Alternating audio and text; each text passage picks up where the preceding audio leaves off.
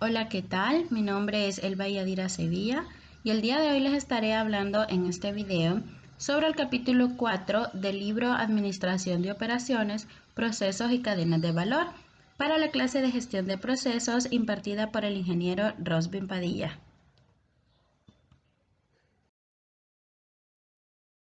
Capítulo 4. Estrategias de procesos. Las estrategias de procesos son una serie de decisiones que se toman en la administración de los procesos para que estos realicen sus prioridades competitivas. En este video vamos a abordar el siguiente contenido. Comenzaremos analizando las 4 decisiones principales sobre los procesos. También vamos a analizar la matriz de contacto con el cliente y también la matriz de procesos y productos. Vamos a relacionar la elección del proceso con la estrategia de inventario. Hablaremos acerca de las ventajas y desventajas de la participación del cliente, la automatización, intensidad de capital, economías de alcance y enfoque. También hablaremos sobre las decisiones y los procesos. Y finalmente hablaremos de la reingeniería y el mejoramiento de los procesos. Comenzamos con el primer tópico y es las 4 decisiones principales sobre los procesos. Y estas 4 decisiones también se le conocen como 4 pasos. 4 pasos importantes que deben estar en un proceso. Entonces, comenzamos con la primera decisión o el primer paso y es la estructura de proceso. En esta estructura de proceso hablamos sobre posición de contacto con los clientes, posición de procesos y productos. Esta es una decisión que determina cómo se van a diseñar los procesos en relación con los tipos de recursos necesarios. Pero también aquí se analiza cómo se van a repartir esos recursos y las características que debe tener un proceso. La siguiente decisión o el paso, ¿verdad? Como les mencionaba, también se les conoce como paso, es la participación del cliente. Y aquí hablo acerca de participación ya sea baja o alta. Más adelante nos enfocaremos sobre esas ventajas y desventajas que tendría la participación del cliente. Entonces, la participación del cliente es un modo, ¿verdad? Un modo en que los clientes forman parte del proceso y el grado de dicha participación, ¿verdad? El grado puede ser alto o puede ser bajo. La siguiente decisión o paso es la flexibilidad de los recursos. Estos recursos, ¿verdad? Pueden ser humanos o referirse a materia prima y pues, los recursos humanos deben ser especializados y ampliados, pero ¿en qué sentido especializados y ampliados? Bueno, es la facilidad con la que los empleados y el equipo manejan una amplia variedad de productos, ¿verdad? O servicios en niveles de producción, tareas y funciones. O sea que el recurso humano, en este caso, debe estar especializado, debe tener un amplio conocimiento. Entonces, esta es la flexibilidad de los recursos. Y finalmente la decisión número 4 o el paso número 4 que sería la intensidad de capital. Aquí hablamos también de un grado, ¿verdad? De un grado ya sea alto o bajo de automatización. Y esta es la mezcla del equipo y habilidades humanas que intervienen en un proceso, ¿verdad? Más adelante vamos a hablar más específico acerca de la intensidad de capital, acerca de la automatización. Bien, como tema número 2 tenemos situar un proceso en la matriz de contacto con el cliente y la otra matriz que vamos a analizar es la matriz de procesos y productos. Vamos a comenzar con la matriz de contacto con el cliente.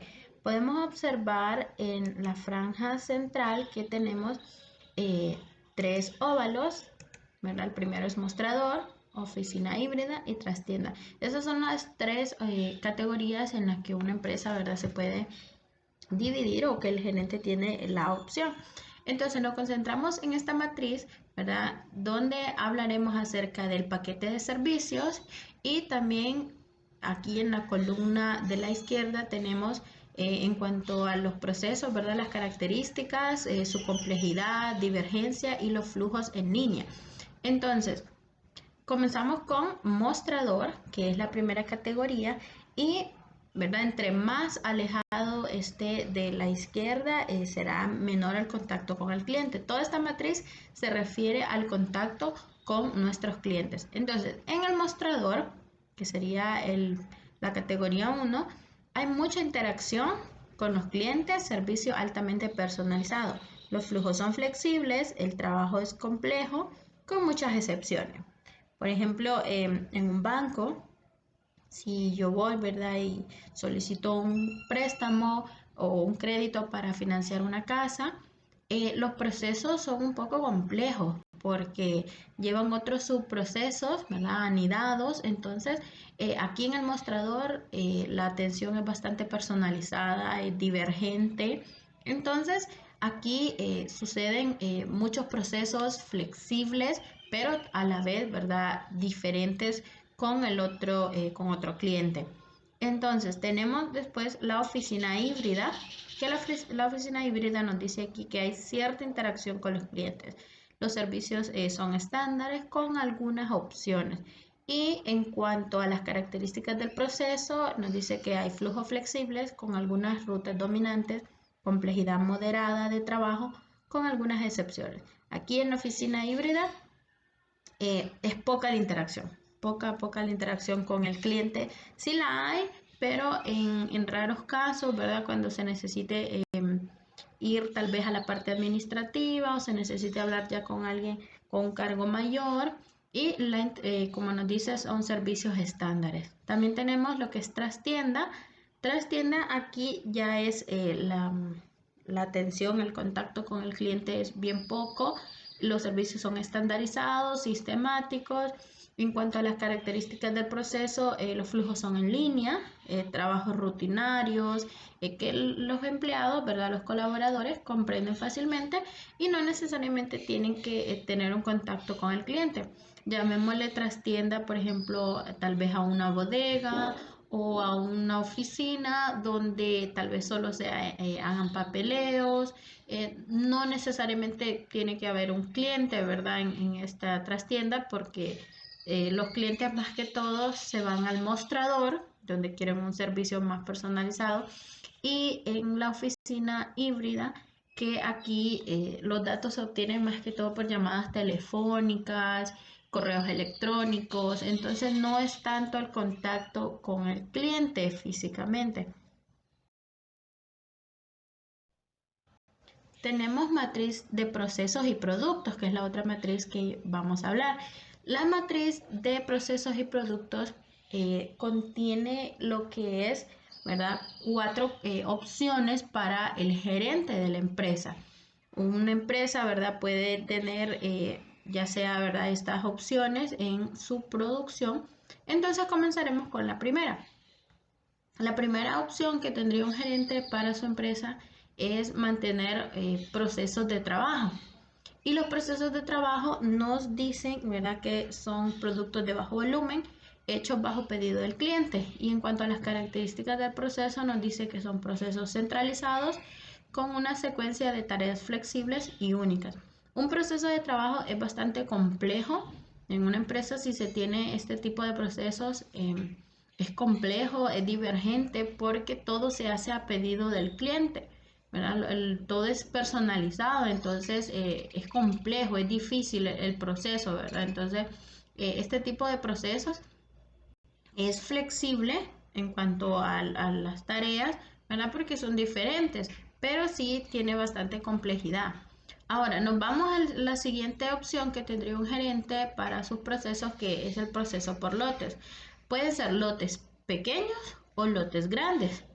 Y en cuanto a procesos por lotes, nos dice que hay múltiples productos con volumen bajo a moderado. Puede ser la producción baja o puede ser muy alta. También nos dice en cuanto a las características del proceso que los flujos son lineales, desconectados, el trabajo es moderadamente complejo. Aquí, por ejemplo, podemos decir que un proceso por lotes vendría siendo cuando una empresa produce, pero no en sí el producto terminado, solo por ciertos lotes, ¿verdad? Cuando acaba la materia prima, ¿verdad? Y producen en partes, no hacen un producto totalmente terminado. Entonces, hasta que el cliente, ¿verdad? Llega y hace un pedido, entonces se procede al ensamblaje, ¿verdad? Con las partes, ciertas partes que se han creado. Luego tenemos el proceso en línea. El proceso en línea nos dice que son productos principales a volumen alto, flujos lineales, conectados, trabajo muy repetitivo. El proceso en línea tiene similitud con el proceso por lote, porque aquí se procesa también en partes, pero aquí se lleva al inventario. Se producen exageradamente grandes volúmenes de partes y se mantienen en el inventario. ¿Qué se hace con esto? Cuando el cliente llega, ¿verdad? Ya se tienen todas las partes del producto. El cliente, digamos, quiere un estilo diferente al cliente anterior, pero lo tenemos ya fabricado, ya producido. Quiere tal vez un mismo gabinete, pero lo quiere en un color diferente. Entonces vamos al inventario, reunimos todas las partes y solamente lo ensamblamos. Aquí el proceso en línea es bastante repetitivo lo que se hace. Y finalmente, la última opción que tendría un gerente para su empresa es el proceso de flujo continuo, que nos dice que son productos básicos de alto volumen y alto grado de estandarización. O sea que no hay divergencia, o sea, los procesos, el producto es el mismo. Se produce a gran escala, ¿verdad? En cuanto a volumen y es repetitivo. Y en cuanto a las características del proceso, pues nos dice que es un flujo continuo. Aquí podemos poner de ejemplo esas grandes empresas, digamos, de productos químicos que hacen, ¿verdad?, bastante producción, tienen un alto volumen y son estandarizados, o sea que es repetitivo el mismo proceso, realizan el mismo producto. Entonces, aquí esto es como un extremo en cuanto a los procesos, porque hay empresas que fabrican por lotes y hasta que se acabe el lote completamente de materia prima no dejan de producir.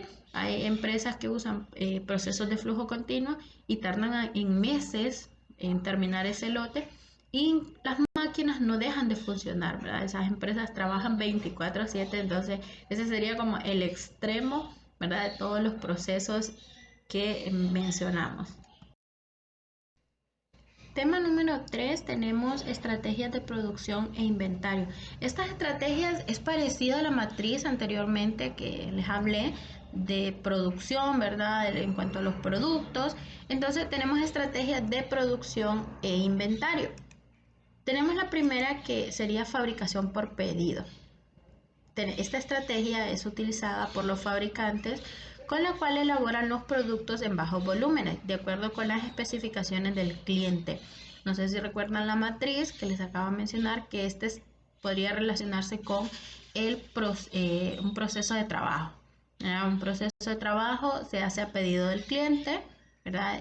Se produce en bajo volumen porque no podemos tener la gran cantidad de partes ya prefabricadas, porque cada cliente tiene su diseño, su gusto diferente. Entonces, aquí esta estrategia de producción sería, ¿verdad?, simplemente producir en bajo volumen, porque no todos los clientes piden lo mismo, ¿verdad? Entonces hay que tener esa flexibilidad en cuanto a la producción.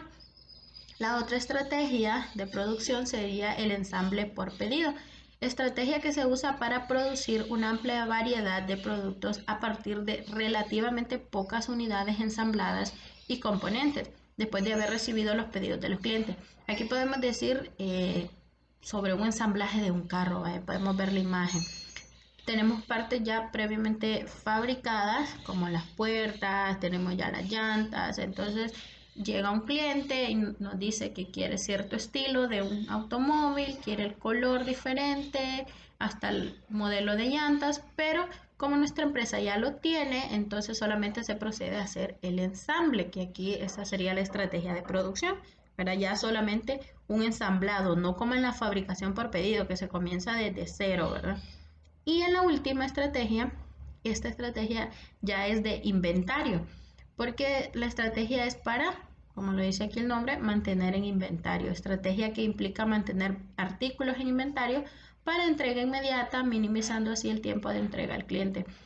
Se usa bastante esto en las empresas que tienen productos estandarizados, que si un cliente llega y dice, miren que necesito este tipo de mueble o este tipo de silla, la empresa ya la tiene fabricada y se la entrega de forma inmediata al cliente. Entonces, estas tres estrategias de producción e inventario se pueden relacionar, ¿verdad?, con la matriz de producción, ¿verdad?, que vimos anteriormente.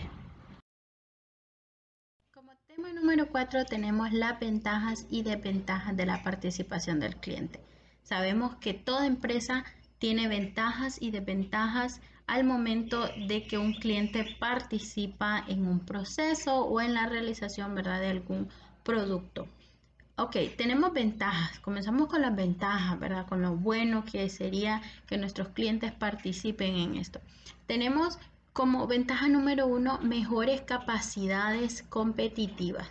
Dependiendo de la situación, una mayor participación del cliente puede significar mejor calidad, entrega más ágil, mayor flexibilidad e incluso costos menores. Si nuestro cliente participa en el proceso, él está enterado de todo lo que se hizo para que el producto llegara a él. Entonces creo que a veces las entregas son más ágiles porque el cliente está más involucrado, está más pendiente. Digamos, si un producto se tiene que trasladar de un lugar a otro y el cliente está pendiente, o incluso el cliente puede recogerlo y dice, no, yo puedo mandar, por ejemplo, un camión o algo, ¿verdad? Sea que el producto sea grande. Entonces el cliente participa, el proceso se agiliza, ¿verdad? Y ahí obtenemos una ventaja, ¿verdad? Hay también los costos. Si un cliente dice, yo tengo la posibilidad de ir a traer el producto o que se me deje en cierta bodega más cerca, a veces eso nos ayuda, ¿verdad? Eso nos ayuda como empresa a que nuestro producto, nuestro proceso tenga un menor costo, ¿verdad? Que la calidad siempre se mantenga. Entonces eso es una ventaja. Tener clientes que sean activos, ¿verdad?, que ofrezcan soluciones también en los procesos, eso ayuda mucho a una empresa. Otra ventaja que tenemos son tecnologías emergentes. Dentro de esta ventaja se engloba todo, al igual que en esta otra ventaja. Solamente podemos observar dos ventajas, pero no solo es que hay dos, hay muchísimas más. Pero tenemos estas más importantes, que en este caso sería tecnología emergente. En un mercado donde los clientes conocen de tecnología y la usan, las compañías pueden entablar ahora un diálogo activo con los clientes y convertirlos en socios para la creación de valor. A veces sucede que en las empresas, si se tiene un contacto, ¿verdad?, con el cliente y es cercano, el cliente es activo en la empresa, entonces esto es una ventaja porque yo puedo mandarle perfectamente una encuesta a todos mis clientes y yo les digo, miren, qué les gustaría, qué promociones. Entonces los clientes, uno como cliente, ¿verdad?, le gusta que le pregunten y uno comienza a dar opciones, porque me gustaría, por ejemplo, que hubiera más descuentos, más promociones, que hubieran sorteos, ¿verdad? Por todo eso. Entonces, a veces esto es muy ventajoso, ¿verdad?, para una empresa, que si los clientes están con la tecnología también ahí, igual que la empresa, están al mismo nivel, ¿verdad? Esto hay que usarlo como una herramienta, ¿verdad?, que nos ayude a la empresa a generar valor a nuestros productos. Y todo esto, ¿verdad?, que acabo de mencionar son ventajas que el cliente participe. Pero así como hay clientes que nos ayudan, que son muy activos, que nos generan valor para la empresa, hay clientes también que son un tanto complicados, y es aquí donde se generan las desventajas para nuestra empresa al momento de darle mucha participación o poca participación a nuestro cliente. Entonces, como desventajas, perdón, tenemos la participación del cliente no siempre es una buena idea. A veces nuestro cliente, uno siempre como cliente busca sacar el mejor provecho a precio más bajo, que sea de calidad, pero a veces eso no genera algo bueno para nuestra empresa, no está aportando, ¿verdad?, valor a nuestra empresa. Simplemente no es una buena idea. Ahora, como número 2, administrar el tiempo y volumen de las demandas de los clientes es mucho más complicado si el cliente se encuentra físicamente presente y espera una entrega rápida. Un ejemplo, les puedo poner una ferretería.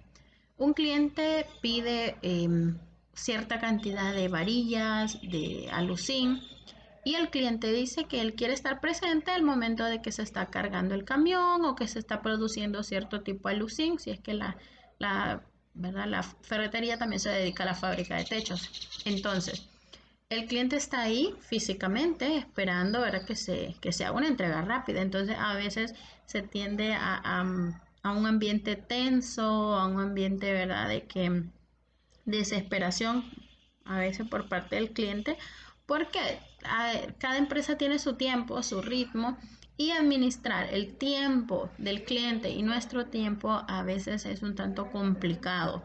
Entonces esa sería una desventaja, que el cliente esté físicamente en la empresa. Hay clientes que son bastante comprensivos, ¿verdad? Pero hay que tomarlo por ambos lados, que no todos los clientes son así. Entonces saber manejar el tipo de cliente. Y como desventaja número 3, la medición de la calidad también se dificulta, y exponer las instalaciones y empleados al cliente puede tener implicaciones importantes en la calidad. Aquí pues nos dice que puede ser favorable o desfavorable.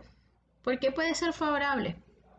Porque si nosotros mantenemos un orden en nuestros productos, nuestra materia prima, el personal está especializado en su puesto de trabajo, esto es favorable, porque si un cliente llega y él directamente va con la persona que está ahí en el mostrador, lo atiende bien, le dice, sí, mire, venga, mire la bodega, aquí donde tenemos la materia prima, aquí, ¿verdad? Va a comenzar el proceso de su producto y se lo entregaremos a tal hora, ¿verdad? Eso puede ser favorable. Pero también es como una espada de doble filo, porque si la empresa no tiene bien estandarizado, no está bien acondicionada, entonces esto a veces genera como una mala imagen, ¿verdad? Se exponen las instalaciones a nuestros clientes. Entonces hay una estrategia de marketing que se llama de boca en boca, y esto puede ser, como le digo, favorable o desfavorable. Si le dimos una buena atención al cliente, el cliente se llevó un buen sabor de boca de nuestra empresa, él va a ir a contarle a los demás que esa empresa funciona bien, que tienen productos de calidad, que, ¿verdad? La atención es increíble. Entonces, eso es favorable para nosotros como empresa, pero también si la atención no fue buena, el cliente igual va a ir a contar, ¿verdad? Pero una desventaja, porque no van a hacer cosas buenas, perderíamos ese cliente y clientes potenciales para nuestra empresa. Entonces, esa sería una desventaja bastante fuerte para nuestra empresa, el exponer nuestras instalaciones al cliente. Entonces, hay que tener en cuenta estas ventajas y desventajas al momento de realizar un proceso, y que el cliente esté participando en ese proceso. Número 5 tenemos la automatización, intensidad de capital, economías de alcance y enfoque. Comenzaremos hablando acerca de la automatización. La automatización consiste más que todo en usar la tecnología para realizar las tareas o los procesos sin necesidad de las personas, aunque sabemos que las empresas, aunque usen bastantes máquinas, se necesita personal humano para hacer funcionar estas grandes máquinas. La automatización es un sistema que regula y se regula a sí mismo, aunque con mucha frecuencia se piensa que la automatización es necesaria para obtener ventajas competitivas. Lo cierto es que tiene tanto ventajas como desventajas, por lo que un gerente al adoptar automatización debe ser cuidadoso con sus decisiones.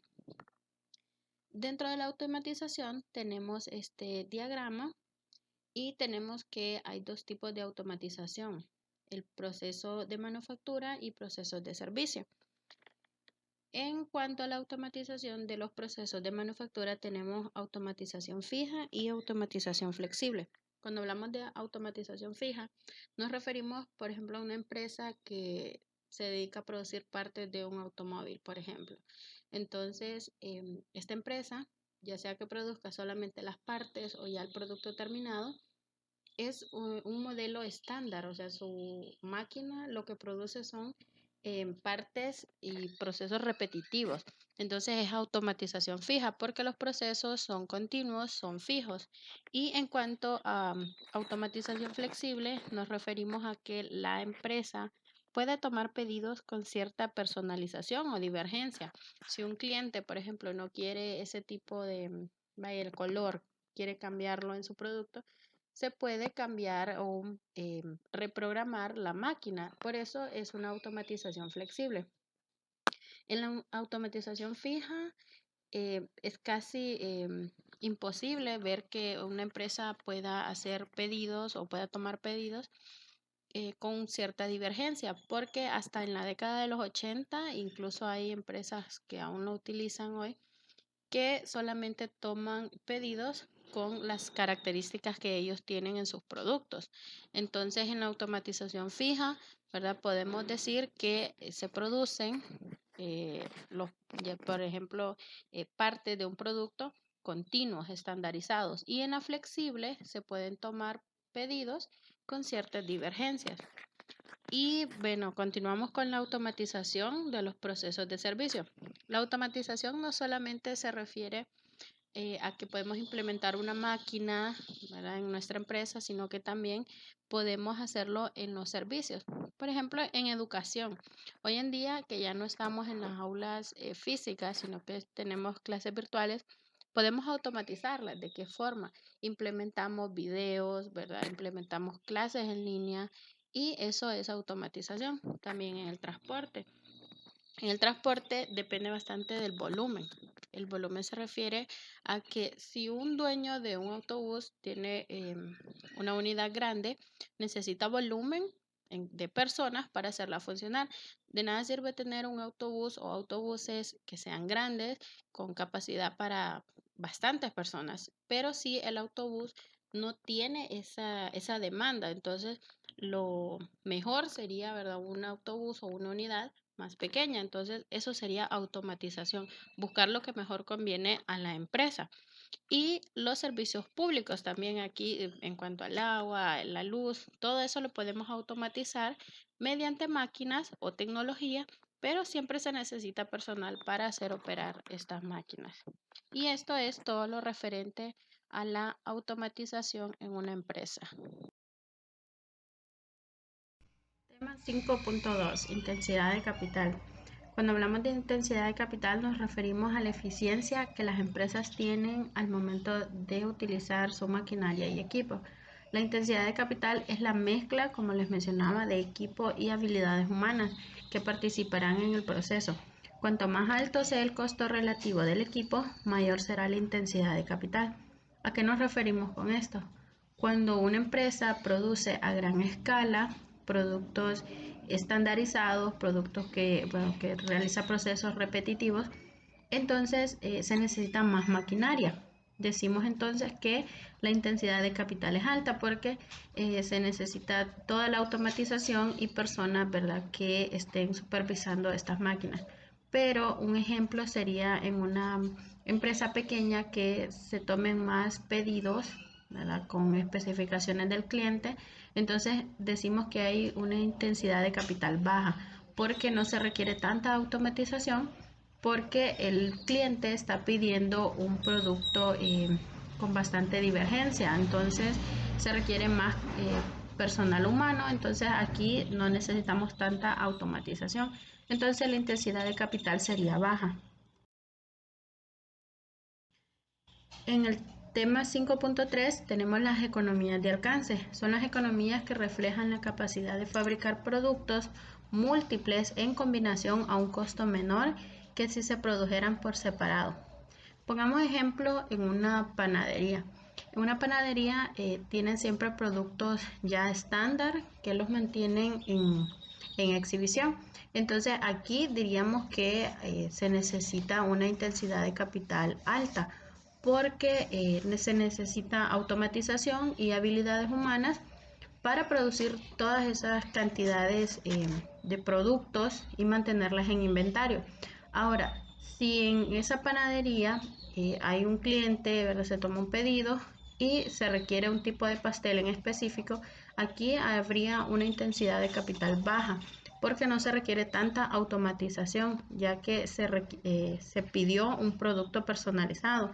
Entonces, eso es una economía de alcance, que la empresa produzca, ¿verdad?, diferentes productos, valga la redundancia, en combinación a un costo menor que si se hicieran por separado. Entonces, a una empresa le conviene más que se produzcan a grandes escalas, que un volumen alto de productos, que solamente sea un cliente que llegue, ¿verdad? Y pida un producto en específico. Entonces conviene más la producción a gran escala.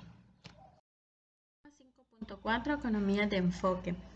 Cuando hablamos de economía de enfoque tenemos dos tipos: enfoque por segmento de procesos y operaciones de servicio enfocadas.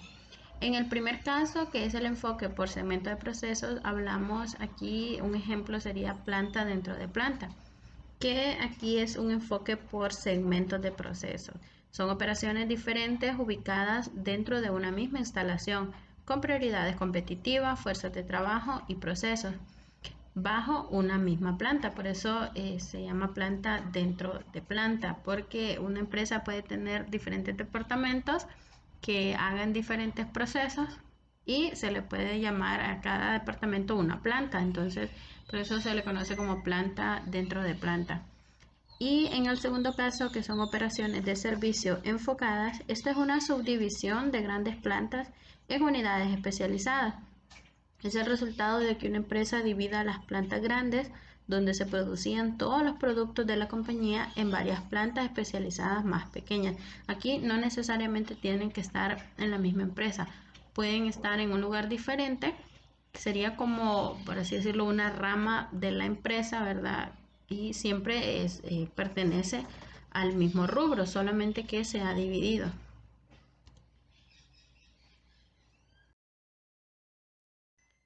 Tema número 6 tenemos cómo deben concordar las decisiones sobre los procesos. El estratega debe tener claro que antes de tomar una decisión respecto a un proceso, se debe seleccionar dicho proceso según la estrategia de flujo, según las metas, los objetivos que tenga la empresa.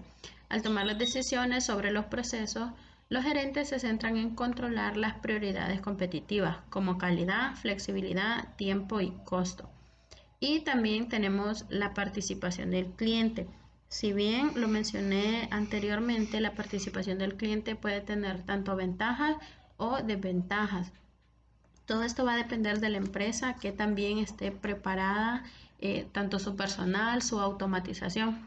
Y en cuanto a la intensidad de capital, el estratega debe estar claro que a mayor volumen de producción, la intensidad de capital será más factible.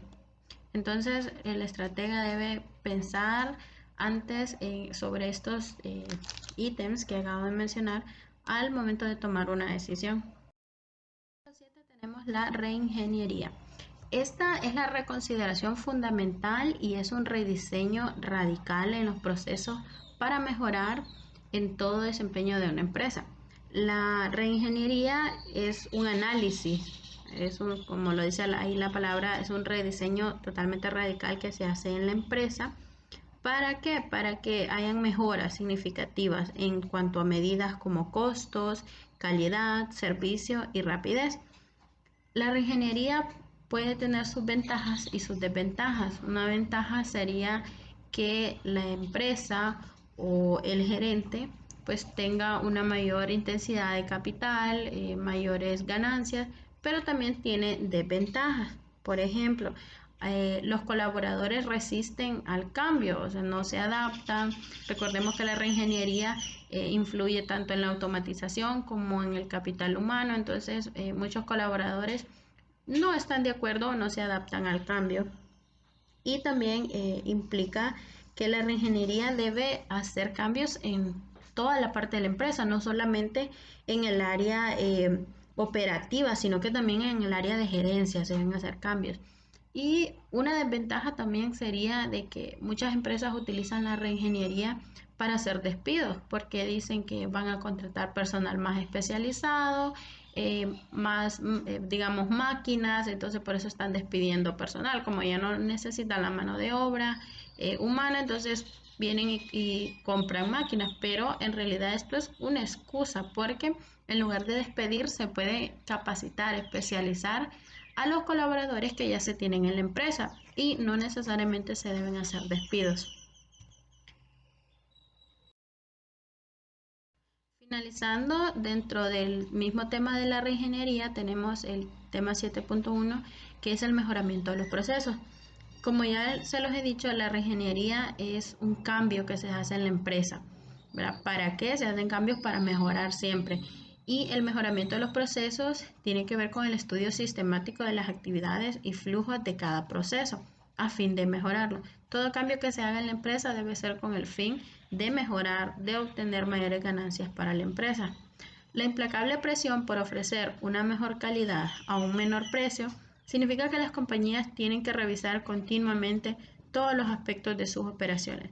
Si queremos dar productos de calidad, pero a un precio-costo, el estratega debe pensar realmente qué actividades no están generando valor para la empresa y si es posible quitarlas, porque esto se hace en una reingeniería, analizar todos los departamentos, todos los procesos que tiene la empresa y aquellos que no están generando valor o se cambian, se modifican o definitivamente se deberían de quitar en la empresa. Bueno, gracias. Esto ha sido mi participación en cuanto al tema de estrategias de proceso. Espero hayan entendido.